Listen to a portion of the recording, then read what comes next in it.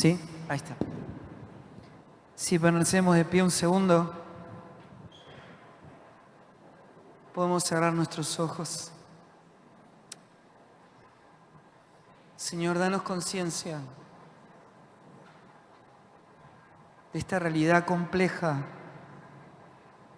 de tu Evangelio y toda la realidad apostólica de Cristo en nosotros y nosotros en Él. Que por un obrar poderoso de tu Espíritu hoy y por nuestra disposición a ser buena tierra, tu Hijo nos sea revelado, tu palabra nos sea revelada y te podamos ver que algo extraordinario, eterno, nos ocurra esta tarde, que nos transforme para siempre, para la gloria de tu santo nombre y para el progreso del Evangelio en todas las naciones de la tierra. En el nombre de Cristo Jesús. Amén. Gracias. Siéntense.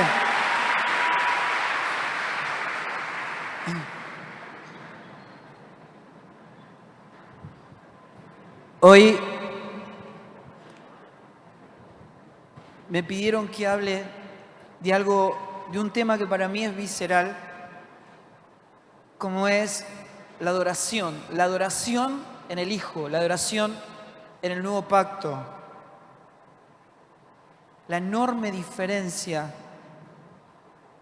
la increíble diferencia de lo que nosotros hemos adquirido como adoración a lo que Dios entiende por adoración. Y cuando hablamos de adoración no estamos tratando de definir una actividad, no es algo que la iglesia hace. La adoración es la manifestación de una sustancia, la sustancia de Dios mismo expresándose a sí mismo. A ver cómo lo podemos definir. Le voy a necesitar que me presten atención. Miren, yo de acá veo todo, ¿eh? Así que el que esté distraído le hago una pregunta. ¿Les parece? Ok. Ustedes saben que antes de que todo fuera creado, Dios existía. Amén. Dios habita la eternidad, Dios no habita tiempo y espacio, aunque gobierna sobre él. En la eternidad de Dios y por su buena voluntad, Dios decide hacer la creación. Pero Él no está en alguna parte de la creación, sino que la creación está en Él. Está en Él y fue creada en Él, por Él y... ¿Sabe qué quiere decir eso? Explica por qué nosotros somos hechura suya, hechos para buenas obras, las cuales Dios preparó de... Quiere decir que si Dios lo que primero hizo no fue a nosotros, sino sus obras, es que nosotros fuimos creados para esas obras. Quiere decir que Dios no improvisa. Antes de crearnos había un propósito y fuimos creados para ese propósito. Dios tiene planos, Dios no improvisa. No es qué va a hacer mañana Dios. Nunca funciona de esa manera. Dios tiene planos. La unificación divina tiene planos y son eternos. Fueron antes de que nosotros fuéramos creados. Y fuimos creados para ese propósito, para que andemos en esas obras.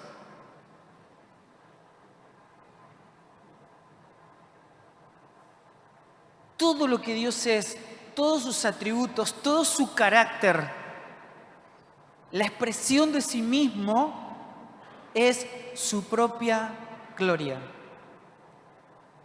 Esa es la realidad dominante de Dios. Dios resplandece en su propia gloria. Todo lo que Él es, todos sus atributos, cuando se expresan en una perfecta armonía, expresan su propia gloria. Por lo tanto, lo que dice la palabra de Dios, lo que dice toda la Escritura de principio a fin, y nunca dice otra cosa, es que todo lo creado fue creado para su propia... En el medio de la creación Dios pone al hombre. Y toda la Escritura dice, para gloria mía los he creado, los formé y los hice. La mente apostólica recoge la revelación divina y Pablo dice, hasta cuando coman, hasta cuando beban, todo lo que hagan, háganlo para la gloria de Dios, porque ese es el motivo por el cual fueron creados. No hay un momento en el que nosotros le damos gloria a Dios, porque no es un evento, es la sustancia del Cristo que habita en nosotros y nosotros en Él. La expresión de Dios de sí mismo en nosotros explica por qué todo lo que hace Dios lo hace por amor de sí mismo. Yo cada vez que digo que todo lo que hace Dios lo hace por amor de sí mismo, me quedo 2 horas explicando. ¿Ustedes me entienden o no? Porque cuando Dios se ama a sí mismo, expresa el amor más extensivo y más abarcativo que jamás haya podido existir? Porque todo lo creado está... Cuando Dios se ama a sí mismo, ¿qué está haciendo? Nos está amando. Porque para eso fuimos creados. Por eso que dice que cuando el esposo se une a la esposa, se hacen, ¿cuánto? Uno. Y dice la palabra que esto revela el misterio de Cristo con la iglesia. Que cuando fuimos a Cristo nos hicimos con Él uno. Y entonces dice que el esposo, cuando ama a su esposa, ¿qué pasa? A sí mismo se ama. Porque cuando vamos a Cristo, nos hacemos uno con Él. Por lo tanto, cuando Dios expresa su propia gloria porque se ama a sí mismo, porque Dios ama lo que realmente tiene valor. Si el Evangelio fuera, Dios me ama tanto a mí que mandó a su Hijo a morir por mí para darme vida eterna a mí, es que todo el valor estaría puesto sobre nuestra vida. Si eso fuera así, si Dios pusiera nuestra vida en la centralidad de todo su propósito, nos estaría privando del mayor tesoro que jamás haya existido, que es Él mismo. Fuimos creados para Él, para su propia gloria. Por lo tanto, cuando Él nos coloca en Él, lo que hace es permitirnos disfrutar de la plenitud y del bien supremo para toda la creación, que es Él mismo, su propia gloria. Dios no nos dio algo, Dios se dio a sí mismo. Si yo le preguntara a ustedes, ¿qué es lo más precioso que ustedes recibieron cuando fueron a Cristo? Alguien me va a decir amor, misericordia, perdón, salvación, redención. Pero eso son cosas, o sea, eso es algo. Pero Dios no nos dio todo eso. No. Dios se dio a sí mismo. Nos dio a alguien. Nos dio a su Hijo, en el cual están todos los algos. En Cristo está la salvación, en Cristo está la redención, en Cristo está el amor, en Cristo está el perdón, en Cristo está el gozo, en Cristo está...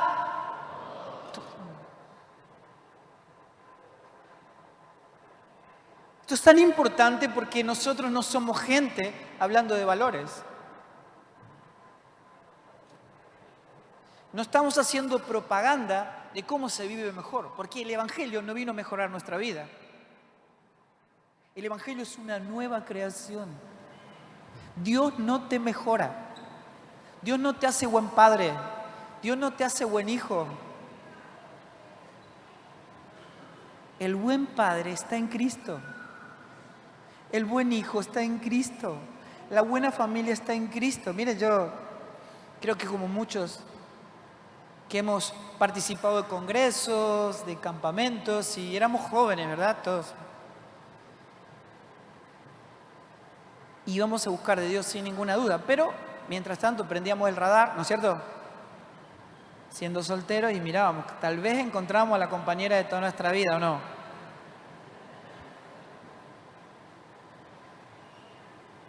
Ahora entendí, en esta estación de mi vida, que nadie que va a buscar una novia o un novio se encuentra con Cristo. Porque mi futura esposa está en Cristo. Mi futuro esposo está en Cristo. Mis futuros hijos están en Cristo.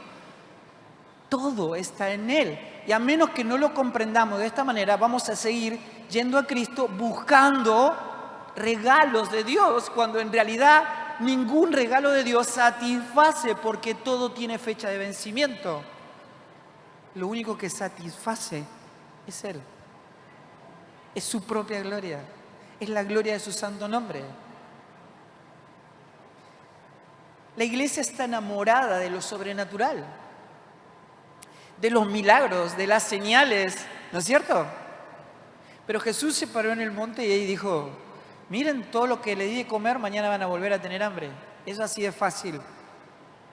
Los que sané se van a enfermar de cualquier otra cosa, y los que resucité, que no saben qué va a pasar, se van a volver a morir. Porque todo lo que opera en el terreno sobrenatural tiene fecha de vencimiento. A menos que esa señal que ocurrió en tu vida te traslade, seas trasladado del reino de las tinieblas al reino de la luz admirable, seas trasladado a Cristo, que es eterno.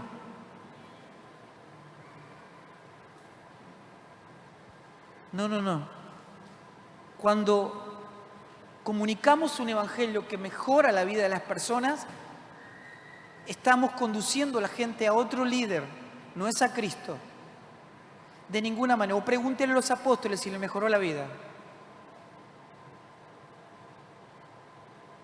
Todos entendieron que era un honor indescifrable padecer y aún perder la vida por Cristo, porque habían entendido que Cristo, como el tesoro, era de infinito valor, era infinitamente superior a todos los tesoros que este mundo puede ofrecer. Cuando Dios mira, lo único que le glorifica es su propio Hijo. No estamos tratando de definir una actividad, sino una sustancia que se perdió en el Edén. Lo que se perdió en el Edén es la vida de Dios. ¿Cómo resuelve esto Dios? Envía a su propio Hijo, nos reúne en Él y nos devuelve al estado original, donde todo era adoración. Esa es la realidad dominante en la que fuimos creados. Pero el hombre menospreció la gloria de Dios y buscó su propia gloria. ¿Y qué pasó? Fue destituido ¿de dónde? De la gloria de Dios. ¿Por qué Jesús se convierte en la esperanza de gloria? Porque esa palabra, ese verbo, se encarnó y habitó entre nosotros. ¿Y qué vimos? Esa gloria de la que habíamos sido destituidos. Nos reúne en Él y nos devuelve de nuevo al Padre, a la gloria. ¿Para qué? Para recuperar el motivo por el cual fuimos creados, que es disfrutar, deleitarnos y expresar su persona, su sustancia, a Cristo, como la imagen misma de su sustancia.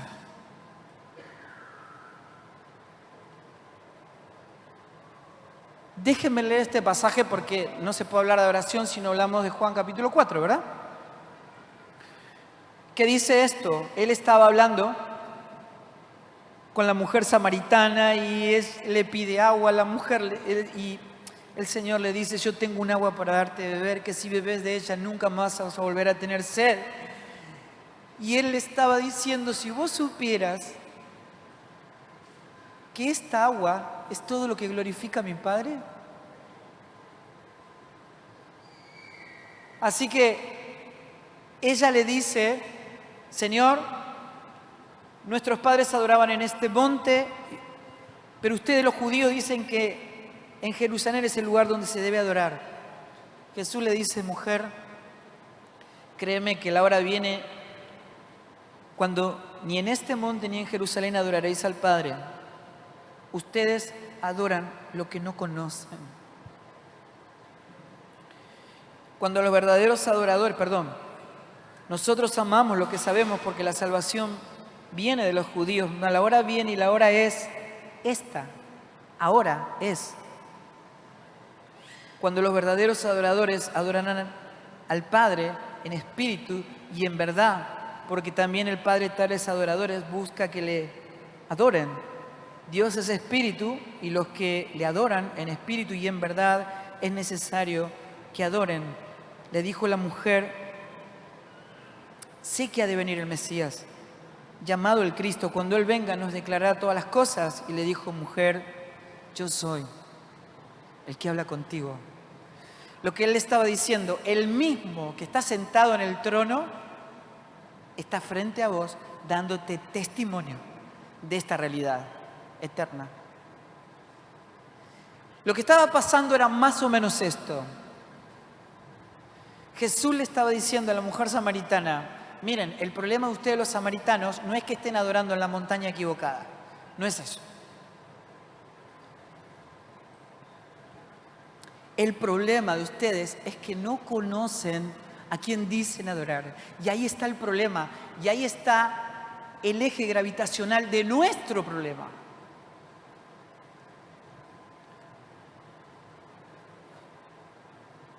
Jesús refiere a Mateo capítulo 7, donde dice, miren, en aquel día muchos de ustedes, muchos de nosotros, me van a decir, en tu nombre profetizamos. Miren, ahí hay profetas, hay pastores, hay líderes, hay maestros, hay evangelistas diciendo, Señor, Señor.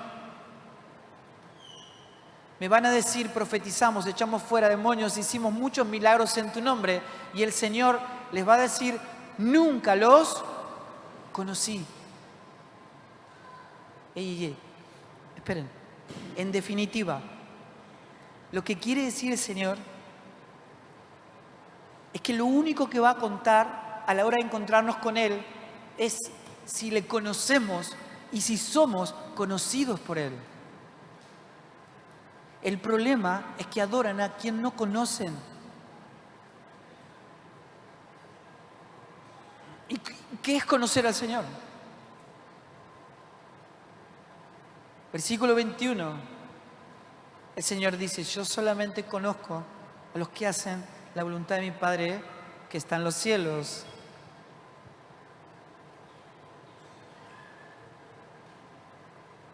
Presten atención a esto, por favor. ¿Cuántos hijos tiene Dios? ¿Cuántos? Uno. Solo uno. ¿Quién es el único que hace la voluntad del Padre? Cristo. Porque no hay justo ni un uno. No hay quien busque lo bueno. No hay quien busque a Dios. Cada cual se apartó por su camino. No hay justo ni a un uno. Solo uno. Solo uno. Uno que le complace en todo. Uno que hace todo lo que el Padre quiere. Aquel que hizo todo lo que el primer Adán no hizo. Aquel en que el Padre dice, yo me complazco en Él. Es toda mi complacencia. Es todo lo que yo amo. Todo lo bello que a mí me resulta. Es mi propio Hijo. Él es todo lo que me adora. Uno solo. ¿Qué quiere decir? Que solo el Hijo adora, por lo tanto, nadie puede ser conocido por Dios a menos que haya sido incluido en el Hijo. Amén. Ahora, ¿y cómo somos incluidos en el Hijo? ¿Sí entienden esto, no es cierto? O sea, el hombre destituido sale de Dios, ya no está en Dios. Dios está con el hombre, pero no está en el hombre. En el pueblo, no está. Está desconectado de Dios, no le puede conocer. No hay manera que le conozcan. Es importante tal vez poder identificar la diferencia que hay entre las Escrituras y la palabra de Dios. Digo, para corregir nuestro lenguaje, ¿no? Es decir, vamos a abrir la palabra de Dios. ¿Qué es la palabra de Dios? La palabra un día se hizo carne y habitó entre nosotros y vimos su gloria, gloria como el unigénito, lleno de gracia y de verdad. ¿Quién es la palabra? Cristo. Hemos entendido por revelación divina que la palabra es Cristo, la Escritura habla de Él. Pero la palabra es una persona, es Cristo. Amén. Y dice el escritor de Hebreo, y nosotros hemos recibido por el Espíritu que todo el universo fue creado por el poder de su palabra. ¿Y cuál es la palabra? Cristo. O sea que cuando todo fue creado, ¿qué fue lo que dijo Dios? ¿Qué dijo? Cristo. Cuando Dios habla, cuando Dios expresa palabra, lo hace mediante su Hijo. Dios se da a conocer solo mediante su Hijo. Y nadie conoce al Padre si no es por el Hijo. Es el único que revela al Padre. El Espíritu Santo nos revela al Hijo y el Hijo nos revela al Padre. ¿Me están siguiendo, verdad? Así que el hombre destituido hasta que vino Cristo era un pueblo natural. No era espiritual, no hubo un pueblo espiritual hasta que vino Cristo y fuimos engendrados y nacidos del Espíritu. Pero mientras tanto era un pueblo natural que no podía escuchar la voz de Dios, ni conocerle. Por eso Dios envía figuras y sombras de Cristo para poder hablarle al pueblo. Y pone profetas, sacerdotes y reyes ungidos, que eran sombra del único ungido, que es Cristo. Y le hablaba a ellos para que, como figuras de Cristo, esa palabra fuera al pueblo. Pero nadie le pudo conocer hasta que fuimos engendrados por el Espíritu y el Espíritu nos revela al Hijo. Jesús dijo, miren, el Espíritu Santo no hace nada por sí mismo, nada. Lo único que hace Él es hablarles de mí. Él me glorificará porque tomará de lo mío y os lo hará saber. Les enseñará todas las cosas, les recordará todas las cosas que yo les he enseñado. Por lo tanto, el obrar del Espíritu es la edificación del Cristo corporativo, de la iglesia, la formación de Cristo en nosotros.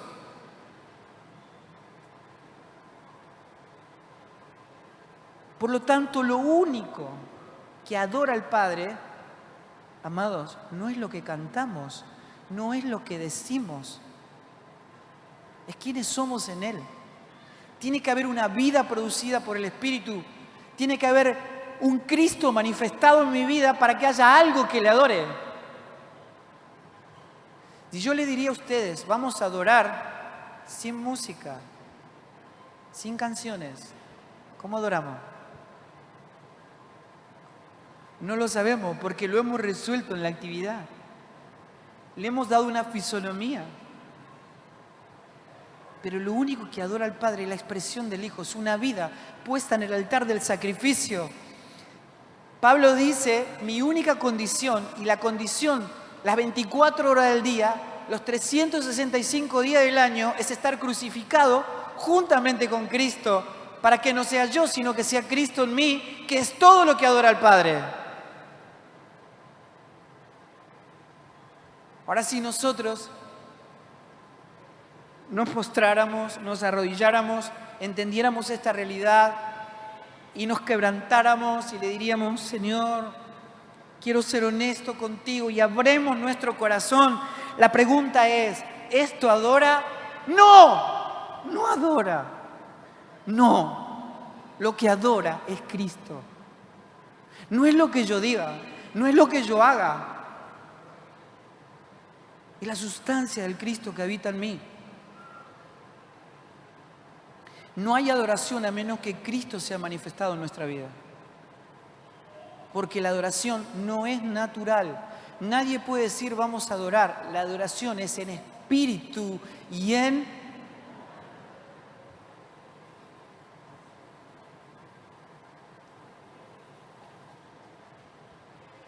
Así que el Señor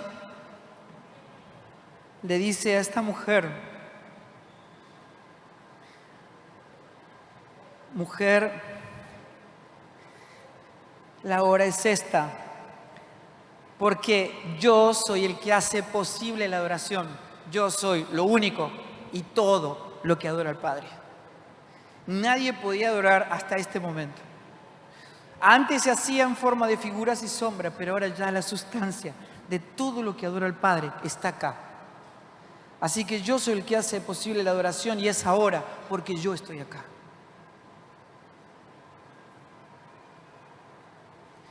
Les voy a dar un ejemplo.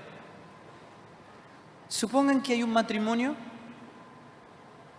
donde el esposo es deshonesto con la esposa, la engaña con otra mujer. Lo cual es una verdadera tragedia. La esposa sabe que su esposo la engaña con otra mujer. Ella está en su casa cocinando sabiendo que él está con la otra mujer. Él vuelve a su casa,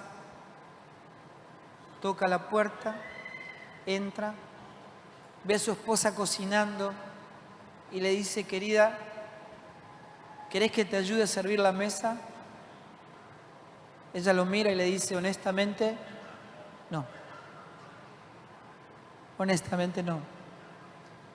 ¿Sabés qué es o cuál es el único anhelo de mi corazón? Que me seas fiel. Que seas honesto conmigo. Y le dice: bueno, pero si vos no te ofendés, para decirte cuánto te quiero, te canto una canción. Ella le dice: ni se te ocurra. Ni se te ocurra. Yo quiero que vos seas fiel al pacto que hiciste conmigo.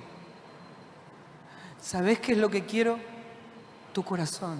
Eso es lo que quiero. Ahora díganme ustedes, ¿qué locura nos puede hacer creer a nosotros que Dios va a dejar pasar por alto esto? Si Dios no tiene tu corazón, si Dios no tiene tu fidelidad,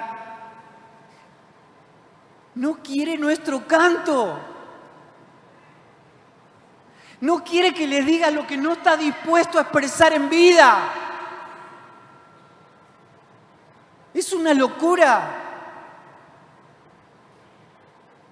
Ofende a Dios. No, definitivamente. Adorar no es cantar, de ninguna manera, y no lo podemos resolver de esa manera. Adorar es obediencia, adorar es fidelidad, es ser fiel al pacto que Cristo hizo con nosotros. Amados, miren, el amor no sostiene el pacto sostiene el amor. Es porque Cristo pactó eternamente por nosotros, tomando la cruz, pagando el precio de nuestra muerte, que pudo incluirnos en Él, que es la sustancia del amor perfecto. Es por su pacto eterno que el amor es indestructible. Nunca deja de ser. Dejemos de justificar la carnalidad.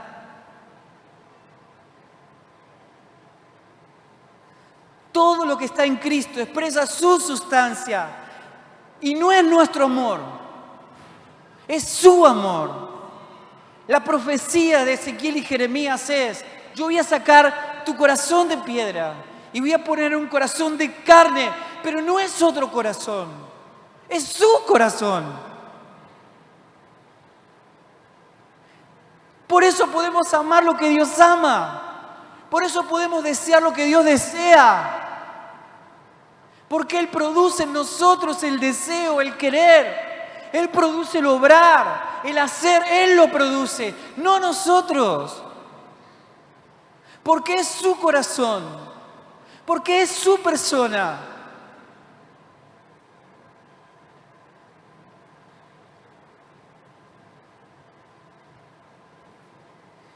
Y la sustancia de Cristo dice,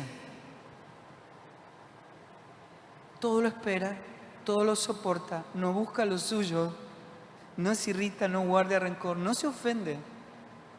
Escuchen, todo lo que está en Cristo es inofendible.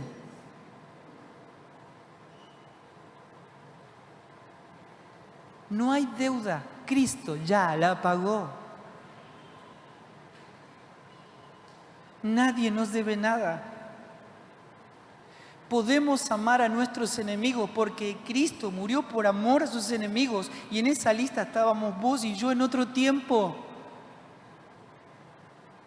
A menos que este Cristo, que ama a quien no lo merece, que perdona a quien no lo merece, que pone con gozo la otra mejilla, que bendice a los que los maldicen, que ora por los que le roban, por los que los ultrajan y los persiguen.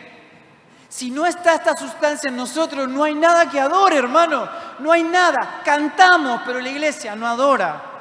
Y no tratemos de poner eslogan. Dejémoslo para el mundo.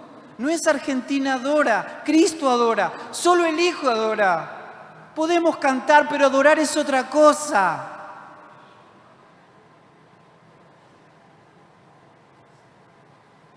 Miren, hay que entender la diferencia que hay entre adoración y adulación.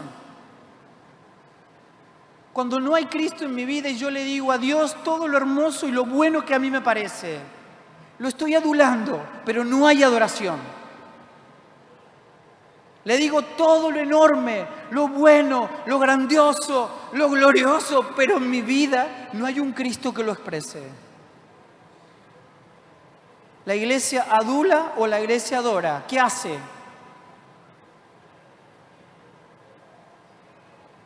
Y el único abordaje es la cruz, hermano. No hay otra manera. Para que Cristo sea adorado, toda la sustancia llamada carne tiene que estar crucificada las 24 horas del día. Y esto es hasta que el Señor nos venga a buscar. Porque Él tiene que ser conocido en la forma en que Él debe ser conocido, en que Él anhela ser conocido. Cuando yo tenía 19 años, por gracia de Dios se me reveló el señorío de Cristo. Y en esa búsqueda desesperada llegó a mis manos el libro de David Brainerd. Y yo leía esto. David Brainerd se fue solo a evangelizar a los indígenas de los Estados Unidos, teniendo una edad, siendo menor que mi hijo, solo. Y él decía en su libro, en su diario íntimo, cosas como esta. Me ofrecí con gozo para pasar los mayores sufrimientos por la causa de Cristo. Aun cuando fuese el ser desterrado entre los paganos, siendo así que Dios pudiese añadir esas almas cada día para eterna salvación. Si tuviese 1000 vidas, con toda mi alma las habría dado todas por el gozo de verme hallado en Él. Señor, envíame a mí hasta los confines de la tierra. Escuchen esto, aléjame de todo lo que se llama comodidad.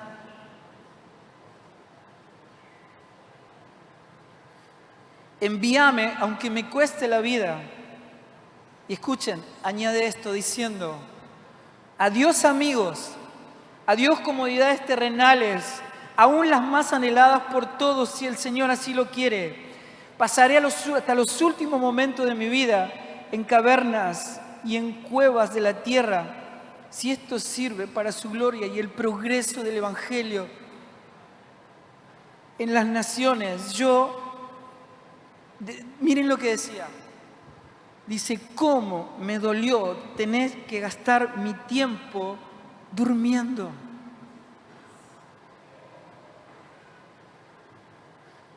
Anhelaba ser una llama que estuviese ardiendo constantemente en la edificación divina de su reino hasta el último aliento de mi vida. Él contrae tuberculosis entre los indígenas y mientras estaba muriendo se escuchaba decir, fui hecho para la eternidad. Fui hecho para la eternidad. Cuando yo leía el libro de David Brainerd, hoja por hoja, frase por frase, yo lloraba porque yo decía, no conozco al Dios de David Brainerd. No lo conozco. ¿Cuál es el Dios en el que yo digo creer? Conocer a Dios en la forma en que Él desea ser conocido es comprender el valor del tesoro que hace que salgamos corriendo a vender gozosamente todo lo que tenemos. Porque nadie puede ir en pos de Jesús si no lo ama más a Él, más que padre, madre, hijo, esposo, esposa, propiedades y aún su propia vida. El que no abandona todo lo que posee no puede ir en pos de Jesús.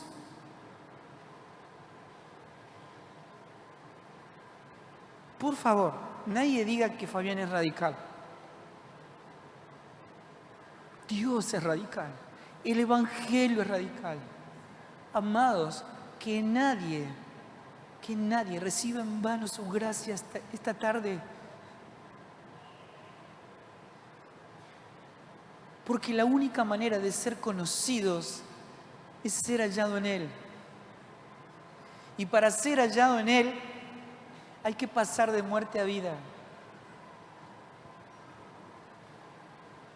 Tiene que haber una muerte y una resurrección para que haya vida, para que haya gloria, para que haya adoración.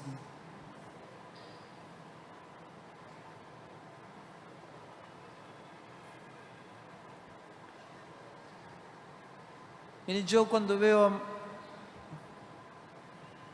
a la mujer samaritana, y yo no estuve ahí, yo no vi con mis ojos a Jesús decir eso, pero cuando la leo y el Espíritu me revela a Cristo como la palabra, me abre una ventana por la cual yo puedo ver y entiendo y le creo y comprendo y se me revela y el Espíritu me permite ver con absoluta claridad quién es Cristo en mí y quién soy yo en Él.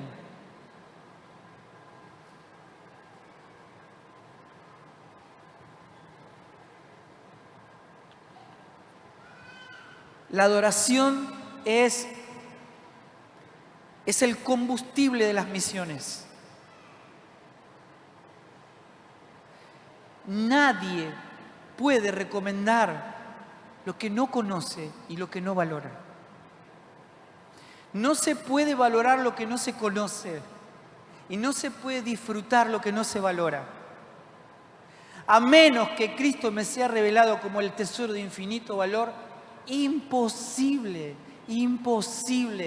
va a ser que yo gozosamente pierda todo por convertirme en esa palabra de revelación, de evangelización, en esa sustancia de evangelización, de misión que tiene la iglesia. Imposible.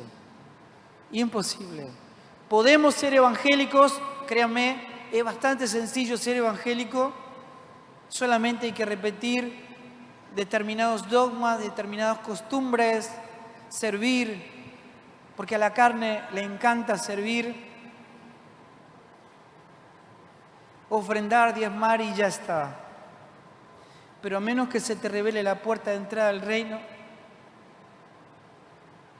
Yo estaba predicando un mensaje parecido a esto hace unos años y un hombre se sentó ahí, se vino de atrás, se sentó ahí y me dice, Fabián, y yo espera que termine.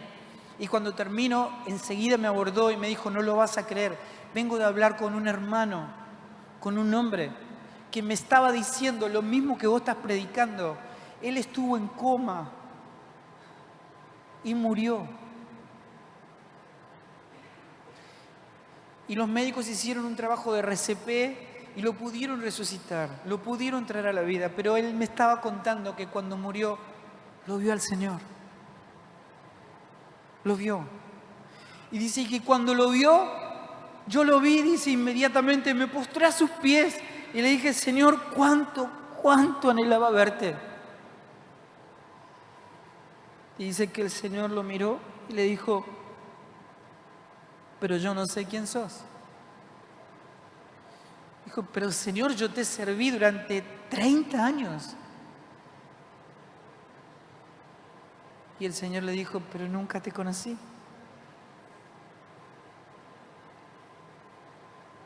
Cuando el Señor le dio una nueva oportunidad y volvió a la vida, dijo, cuando yo entré por la puerta, por el umbral de la puerta de mi casa, entendí todo lo que el Señor me había dicho. Me di cuenta que en nuestras conversaciones, en nuestros vínculos, en lo que mirábamos por televisión, la música que escuchábamos, me di cuenta que estaba enamorado de la iglesia, del ministerio, del servicio. Pero nunca había perdido todo para ser hallado en Él. Nunca había perdido todo para tener el tesoro.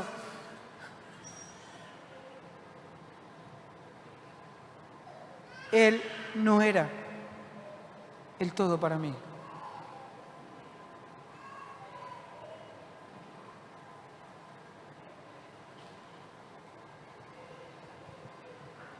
Cuando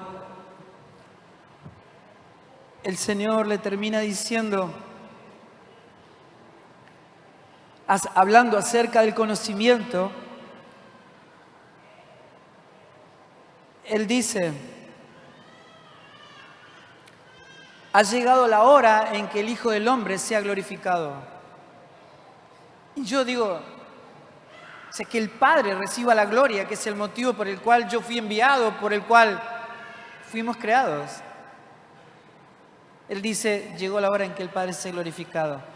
Y cualquiera de nosotros, ¿qué se puede imaginar? Si tuviéramos al Señor enfrente diciendo eso, ¿qué nos imaginamos? ¿Que Él se iba a poner luminoso, resplandeciente o no? No, dijo, me voy a morir. Porque por eso me habla mi papá. Por eso me ama el Padre, porque pongo mi vida por las ovejas. Porque lo que glorifica a mi Padre es que yo haga su voluntad. Y el Padre me envió a dar mi vida por las ovejas. Y Él dice esto, porque si el grano de trigo no cae en tierra y muere, se queda solo, pero si muere lleva mucho. Porque el que ama su vida la perderá, pero el que aborrece su vida por causa de mí la hallará. Si vos agarrás una semilla y la pones en una bolsa, pueden pasar 2000 años y sigue igual. Y después de 2000 años vos la pones en la tierra, esa semilla muere.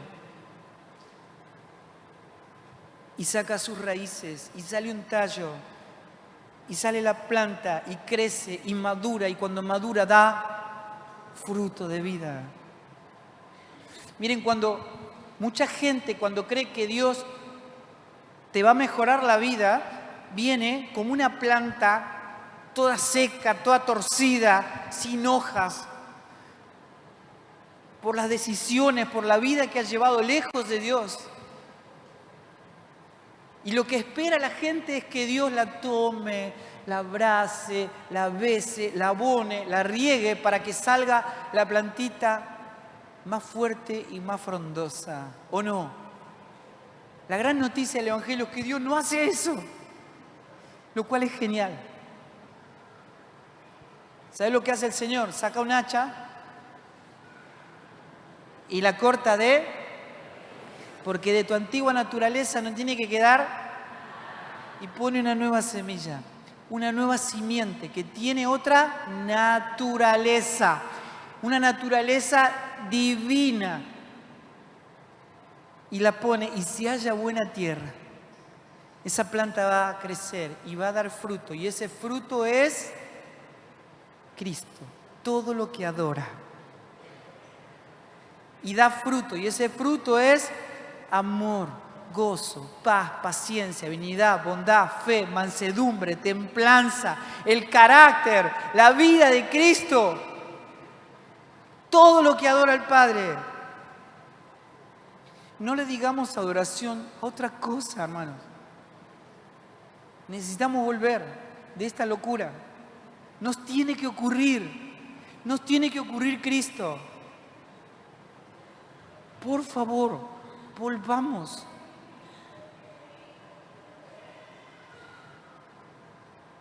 Hay que poder identificar.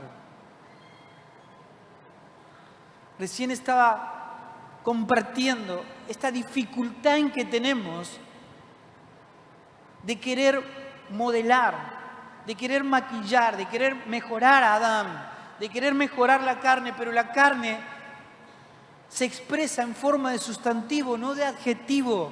O sea, el hombre no está lidiando con la oscuridad, es oscuridad. El hombre no está enemistado con Dios, es enemistad con Dios. Es un sustantivo, no es un adjetivo. Es una naturaleza de muerte, de pecado. Por lo tanto, el fruto corporativo de Adán es muerte y no puede reproducir otra cosa que no sea fruto de muerte. No puede ser mejorado.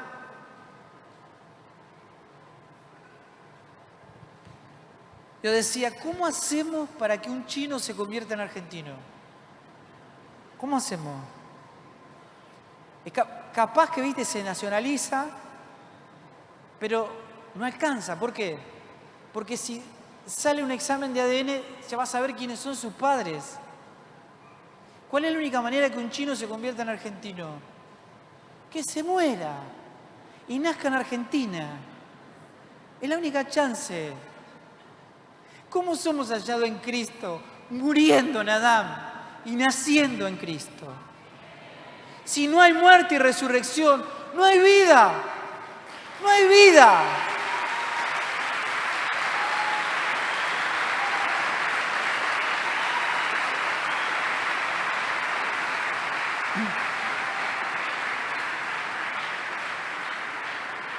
Y el Señor dice esto en Efesios: no embriaguéis con vino en el cual hay disolución. La disolución quiere decir la ruptura del pacto.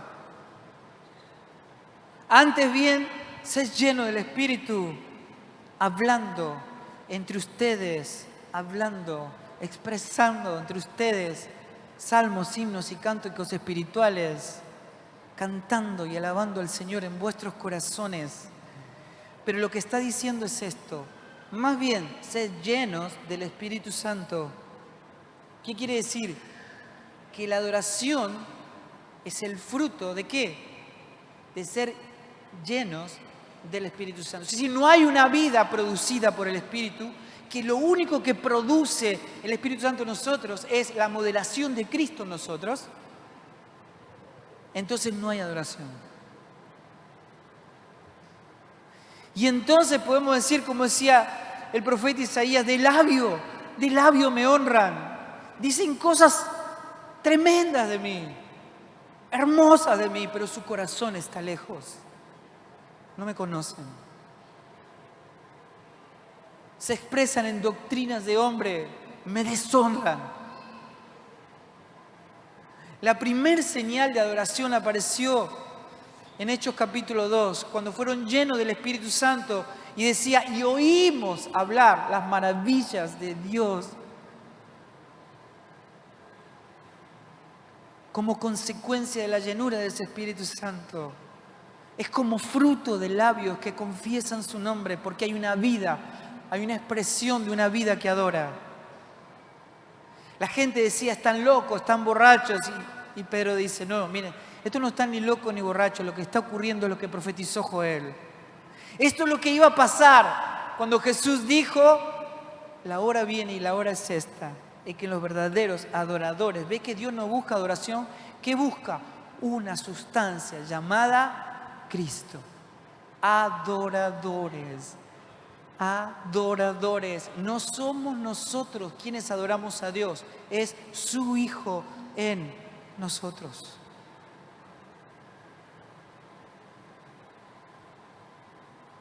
Amén. Y cuando hay una vida, esa vida se expresa en salmos, himnos y cánticos espirituales. Y cuando dos hijos de Dios hablan, dice el apóstol Pablo, hablan, ¿saben de qué hablan? Dos hermanos que están llenos de Cristo, ¿saben de qué hablan? Dice Pablo de lo concedido. ¿Y qué es lo concedido? ¿Qué es Dios? ¿Qué es lo que Dios nos concedió? Una sola cosa, ¿qué es? Su Hijo, en el cual están todas las cosas. Porque Él es el todo y en todos. Porque Él es la plenitud de aquel que todo lo llena en todo. Y cuando dos hijos que están en plenitud hablan de lo concedido, ¿se expresan en qué? En plenitud. ¿Por qué? Porque Cristo en nosotros, ¿qué es? La plenitud de aquel que todo lo llena en todo. Dos hijos que están en Cristo solo hablan de las riquezas en gloria recibidas en Cristo, de la plenitud, de que estamos completos, porque esa es nuestra realidad eterna. ¿Saben cómo le dice eso Dios? Adoración. ¿Sabes qué es la crítica? Hablar de mi insatisfacción, de mi desacuerdo. ¿Saben que no hay acuerdos en el cuerpo? ¿Saben cuál es la gloria del uno? ¿Cuál es la gloria del uno en el matrimonio? Porque si no entendemos esto, vamos a seguir sepultando matrimonios dentro de la iglesia. ¿Cuál es la gloria del uno? La gloria del uno no son dos personas que se ponen de acuerdo para caminar. ¿Saben qué es un acuerdo? Un acuerdo es, hacemos en parte lo que te gusta a vos y en parte lo que me gusta a mí. O sea, somos medio felices.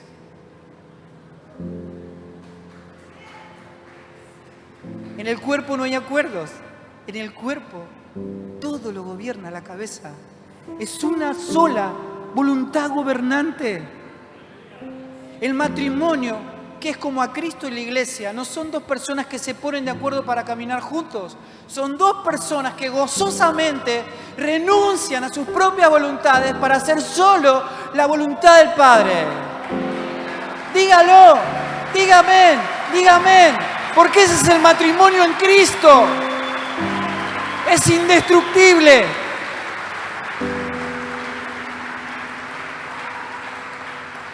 Y sé como a Cristo a la iglesia, que nos devuelve al estado original. La iglesia es un montón de gente que ha renunciado por completo a sus voluntades individuales para hacer solo la voluntad de Dios. No hay miembro en el cuerpo que tenga voluntad propia, todo está gobernado por la cabeza. Y cuando eso ocurre, el cuerpo adora, hermanos, adora. Porque solo la voluntad del Padre, la encarnación del Hijo, que es todo lo que adora el Padre.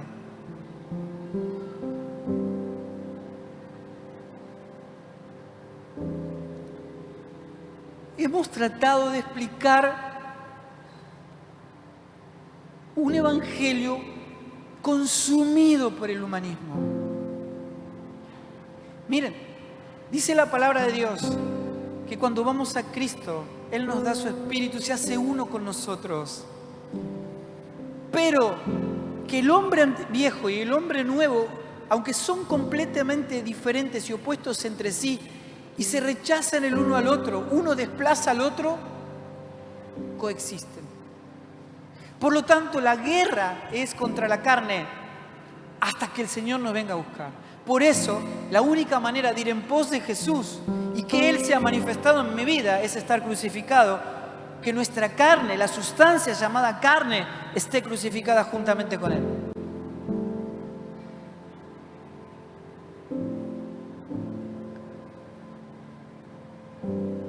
Así que una iglesia gloriosa que adora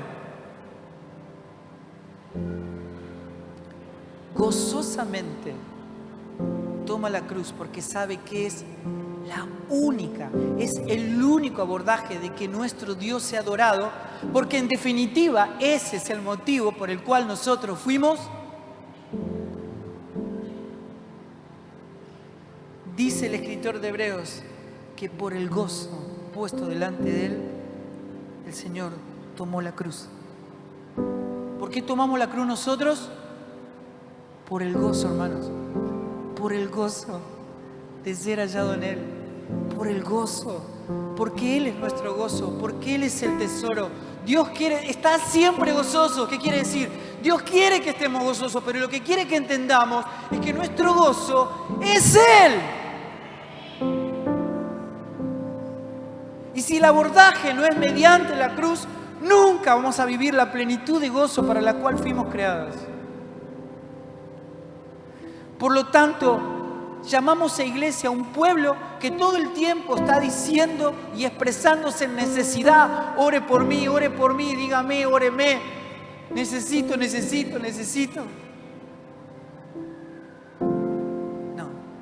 No somos lo que sentimos. Somos lo que Dios dice que somos en Él. La fe es tener la certeza de lo que no vemos ni sentimos, sino lo que Dios dice que somos en Él. Y Él dice que estamos completos en Él, por lo tanto, nadie se expresa en el Evangelio a menos que sea en plenitud. Porque esa es nuestra realidad en Cristo. Y cuando eso ocurre, en la iglesia hay Cristo. Y cuando hay Cristo, nuestro Padre es adorado.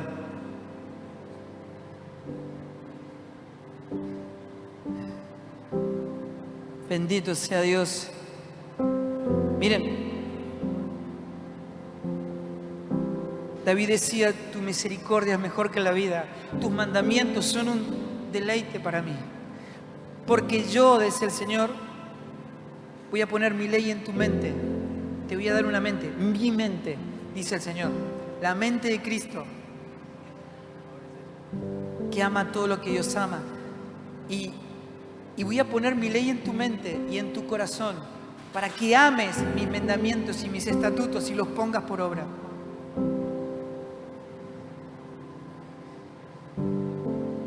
Miren, yo este año cumplo 30 años de casado.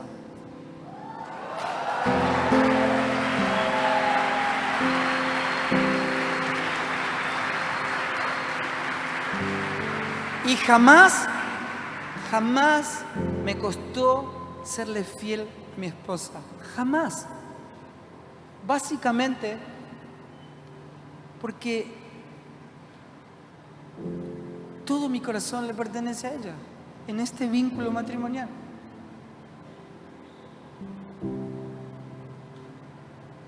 Serle fiel a mi esposa es un honor, me honra. Es un privilegio. Cuando Dios tiene nuestro corazón, sus mandamientos, hermanos, escuchen bien, no son gravosos, es un deleite, es una honra, es un privilegio, es todo lo que anhelamos, es todo lo que deseamos, es nuestro deleite. Y no anhelamos otra cosa en esta tierra que no sea Él. Y cuando eso ocurre, amados, hay adoración.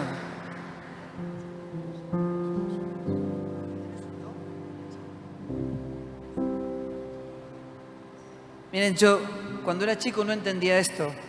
Que decía, en el monte Calvario estaba una cruz, emblema de afrenta y dolor.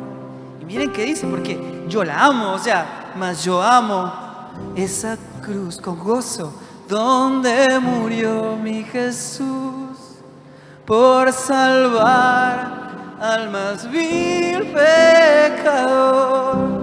¿Cómo dice? Oh, yo siempre amaré. ¿Qué? En sus triunfos mi gloria será. Para eso fuimos creados. Y algún día, en vez de una cruz, ¿qué va a pasar? La corona de Cristo.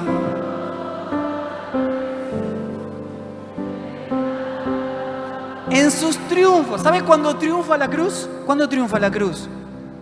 Cuando te mata.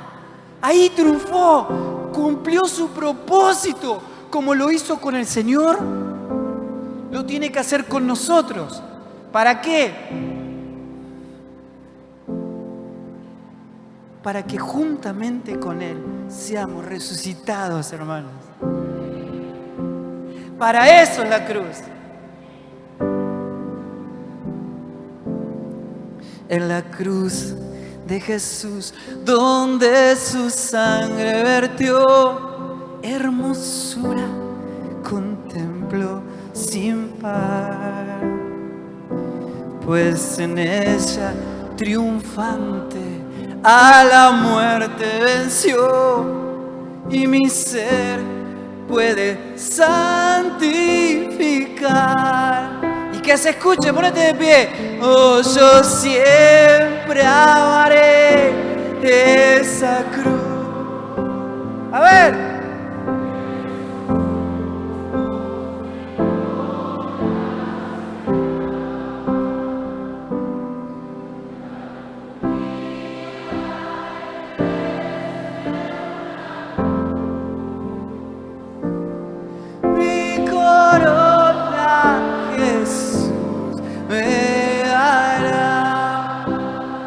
Como dice, yo quisiera seguir en pos de Jesús. Escucha, mira, esta anotala, hace un papel con una letra que se entienda bien y ponela en la heladera. Así que cuando vos te levantás en calzones, con la gaña y todo, lo primero que ves es esto. Yo quisiera seguir en pos de Jesús. Anótalo, y su menosprecio llevar. Ey, escucha. Miren. Cuando alguien te maldice, Cristo responde en bendición. Cuando alguien te maltrata, lo abrazamos. Y lo hacemos y los amamos precisamente por eso. Por el motivo en que Cristo lo hizo por nosotros. Y su menosprecio llevar. Y entonces, y algún día feliz con los santos en luz, ¿qué va a pasar? Para siempre su gloria veré. Y que se escuche. Oh, yo siempre amaré esa cruz.